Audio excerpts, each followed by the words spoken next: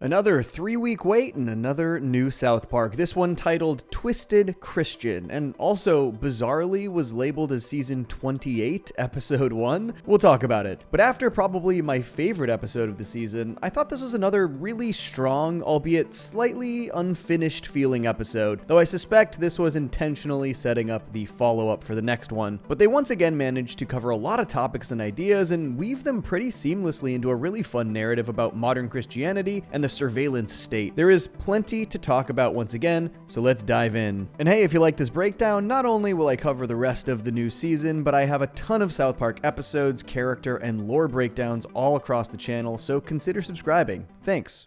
Okay, so as of writing this, the new episode hasn't released on Paramount Plus yet, but it seems as though this episode is being listed as Season 28, Episode 1, instead of Season 27, Episode 6. Rumors are it's because the show failed to deliver a season last year, so they're, I guess, reconciling this by delivering 2 back-to-back 5-episode seasons this year, which would be the shortest seasons ever delivered for the show, outside of, like, Season 24's 2 specials. And this honestly seems pretty arbitrary, especially if it's still gonna be 10 episodes and continue the same story arc from Season 27. But oh well, I guess this is officially Season 28. Welcome to South Park Season 28. This episode initially frames everything around the recent 6-7 trend/joke, and rather than try to make sense of it or actually explain it to the audience, they basically just use the fact that to anyone who isn't in on the joke, it's kind of inscrutable, which I think was a very funny way to go about it, and frankly made me very grateful that I didn't have to pretend to understand it at all. I think if I really needed to understand this joke, it would take way too many times to explain it to me. Like maybe 6 or 7 times. But through the fact that it's inscrutable to anyone who isn't under the age of like 12, we get the rest of this narrative flowing. Power Christian Principal holds a big school assembly, thinking the numbers are satanic, bringing in billionaire Peter Thiel to lecture about the Antichrist. If you don't know, Peter Thiel is a tech billionaire who has had his hand in probably too many aspects of the tech world to even mention them all, but countless tech companies, military technologies, AI advancements, surveillance tools, and maybe most importantly for the episode, he's the chairman of Palantir, which develops tech for a number of these categories, particularly surveillance and AI. Though even more importantly, this dude really does have thoughts about the Antichrist, like to the point where as recently as September, he has been giving private lectures off the record about the subject. So, you know, clearly a very stable guy that we can definitely trust with the continued advancement of the surveillance state. But this honestly all tied really neatly into the ongoing stories this year, because obviously we've got the whole pregnant Satan storyline going on, which, while this wasn't explicitly stated before this, I don't think many of us have inferred that it might lead to an Antichrist storyline. On top of that, this season has just been hypercritical of government conflicts of interest and overreach, and the ways billionaires have kowtowed to the government to advance their own goals that are not in our best interest. So Peter Thiel, both being an Antichrist enthusiast and a guy who helps run one of the most concerning examples of surveillance state advancements, is kind of perfect for, you know, the story, not for like the world. They even managed to use the storyline to actually create a coherent plot point out of the continued tiny Trump dick jokes, which I was genuinely impressed by, claiming that it's the only one small enough to get Satan pregnant. I won't go into detail there, but if you've seen the episode, you get it. Pretty funny to take a joke that people kind of felt was just the beating of a dead horse and make it a genuine plot point. Speaking of Trump, I feel like they've really found the perfect balance of having just a few Satan x Trump scenes per episode and finding an effective way to tie them to the narrative at hand. We learned last episode that Vance has been trying to stop Satan's baby from being born so that he can succeed Trump instead, and they immediately continued this by having him leadingly push Trump towards an abortion clinic. But the absolute highlight of this episode is its focus on Jesus. Yep, bringing Jesus back into the schools really paid off. But this was the commentary in the episode I liked the most. Basically, Power Christian Principal represents the sort of modern-day American hyper-nationalist brand of Christianity that seems to dominate everything. And Jesus represents, well, Jesus. And obviously the whole idea here is that Jesus barely recognizes modern Christianity and doesn't really understand how he fits into it. Yeah, see, I really think I don't belong here. And honestly, this is nothing new for South Park. Obviously focusing on this modern brand of Christianity is new, but the show has always had a lot of nuance in its portrayal of religion and faith. Jesus has always been a character in the show, and they've pretty much always given that character a lot of integrity. The show isn't as heavy-handed when it makes fun of faith, but it is very very heavy-handed when it makes fun of religious institutions. South Park loves to point out their failures and hypocrisy. Fantastic Easter Special comes to mind, which I did a video about earlier in the year. Bill, I'm not sure that double-crossing people is very Christian.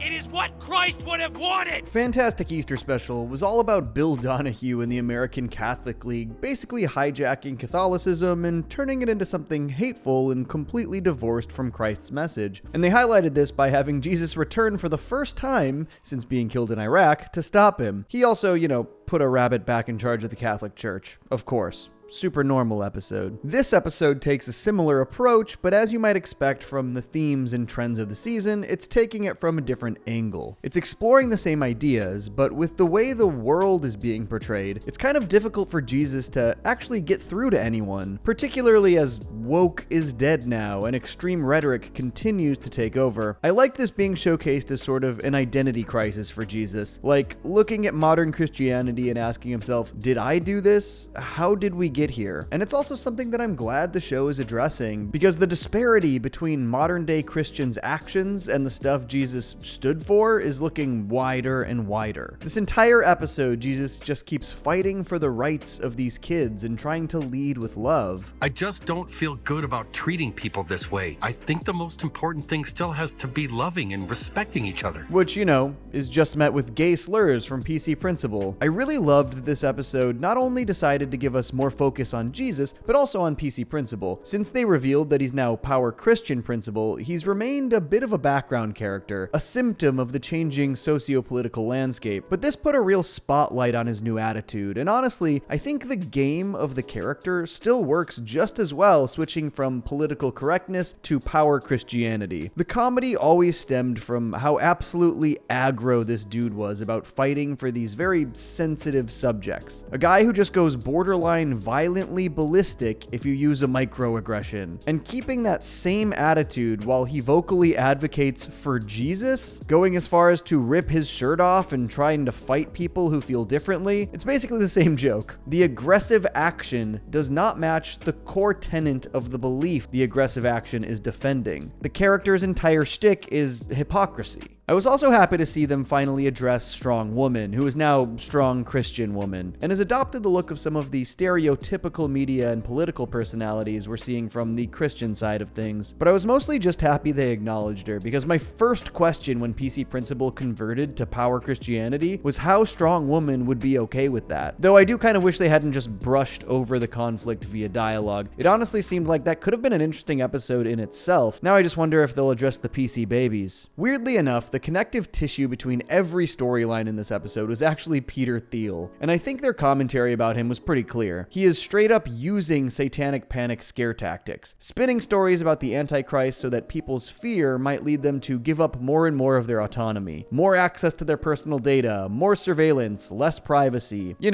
in the name of safety. But as it turns out, in this story, Thiel is also working for JD Vance, which tracks. Both of their goals are to eliminate the Antichrist, right? Honestly, I was really impressed by how well everything themed out in this one. Obviously, there's a bit of a satanic theme this year, with Satan having his most prominent role in decades, though I guess you can extend that to a religious theme, with Jesus also having his most prominent role in decades. We saw them tie this to the Labubu story a few episodes ago with their demonic and satanic rituals, but using the 6-7 joke as the connective tissue to some of these more fringe and extreme religious beliefs was a very funny idea. So because the adults do not understand the 6-7 joke, they think it's some kind of satanic cult. Because Cartman can't help but laugh hysterically at every 6-7 reference, he starts puking endlessly. Because he starts puking endlessly, this leads to a full-on possession storyline parodying The Exorcist with Peter Thiel. The atmosphere of the exterior shots of the Cartman household during these scenes were so great, and honestly somehow the expressions and reactions from puking Cartman were both funny and genuinely creepy. They really walked the line well. But let's talk about how it all wrapped up, because, well, it was kind of depressing, and also I think forecasts a bit about the rest of the season. After PC Principal tries to set up Jesus with a quote-unquote Christian woman, and Jesus has a little bit of a meltdown about modern Christianity, there is a confrontation with PC Principal. I'm saying that you and a lot of other people seem to have a very warped sense of what Christianity is. Are you questioning my faith? I mean, PC Principal feeling so insecure about his Christian faith that he literally beats up Jesus about it. Pretty funny take on modern Christianity. But where this episode goes that surprised me was that rather than fully reject PC Principal and resign like I expected Jesus to do, he actually gave in. He goes back, takes the Christian woman home, cuts off his sleeves, shaves his beard so he just has a stash, and he bros out. And then the episode ends. And while, yes, a lot of this season's episodes have ended on these sort of dour, downer endings, this one left a lot of threads lingering, and I think it likely spells out that we're going to see a pretty direct follow-up next week, because the Jesus transformation wasn't the only sort of cliffhang. Peter Thiel also wasn't able to exercise Cartman's 6-7 possession and claims he has to bring him to Washington. Also, this episode's original description on the Comedy Central schedule actually stated that Cartman's possession might be the key to stopping the Antichrist. I think this is basically spelling out what we can expect next week or in the future of the season. For one, they had 3 weeks to produce this episode, and I think it's likely that they used that time to prep how the story would continue into the next episode. 2, the next episode is set to air on October 29th, which would likely mean we're looking at a Halloween episode. And is there any more fitting of a time for them to have Satan give birth to the Antichrist than their Halloween episode? I guess maybe a Christmas episode? But I think I'd rather see Jesus be reborn that day. And on top of this, they showed that Towley listened in on Vance's conversation with Peter Thiel where he revealed their plans, which will clearly come into play later. Honestly, I'm pretty impressed with the way all of these disparate story elements are starting to really coalesce. I've always felt that these serialized light seasons of South Park yield the most satisfying results at the end. And obviously the whole Trump x Satan thing has been pretty blatantly serialized, more so than a lot of previous seasons, but they're really bringing a lot of the surrounding stories together in ways that I didn't expect, and in ways that actually make sense. It seems like the next episode should see Peter Thiel using Cartman's 6-7 possession somehow to try and help Vance abort Satan and Trump's butt baby. A very normal sentence, but a very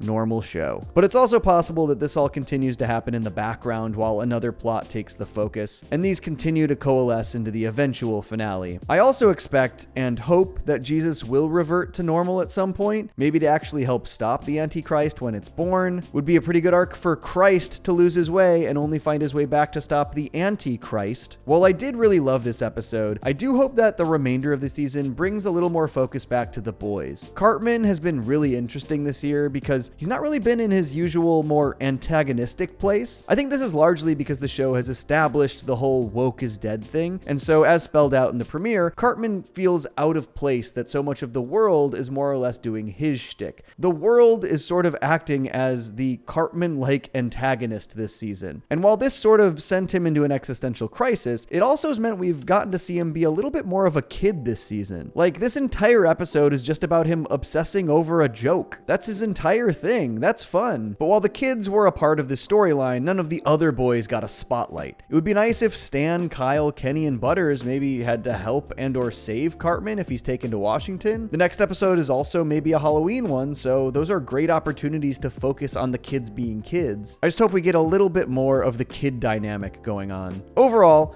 I was pretty impressed by this episode. Despite this season having a tendency to sort of rug pull us at the end of each episode with a shocking or sudden cut to credits, every storyline in Twisted Christian felt like they seamlessly tied together, which is impressive because it had a lot going on. It really seems like when South Park has that extra time to work out the scripts, they do really impressive work. These 3-week breaks have delivered probably my 2 favorite episodes of the season, but our next episode is in just 2 weeks, so we'll see how it all shakes out. I, for one, am pretty excited, but what did you think of the episode? How are you feeling about the way the season is going and the way the story is coming together? How many times are you going to watch this episode over the next 2 weeks? I think I'm going to aim for like 6, 7 maybe.